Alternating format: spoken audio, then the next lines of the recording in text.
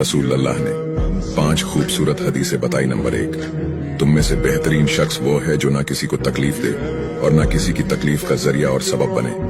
Number 2, जो शख्स दिन में 10 मरतबा सूरतुल इखलास पढ़ेगा, यानी कुल हु अल्लाहु अहद, ये पूरी सूरत पढ़ेगा, अल्लाह ताला जन्नत में उसके लिए महल बना देंगे। नंबर 3, जो शख्स हर फर्ज नमाज के बाद 1 मरतबा आयतुल कुर्सी पढ़ने का मामूल बनाएगा, तो उसके और जन्नत के दरमियान सिर्फ मौत का फासला होगा, यानी वो शख्स मरते ही सीधा जन्नत में जाएगा।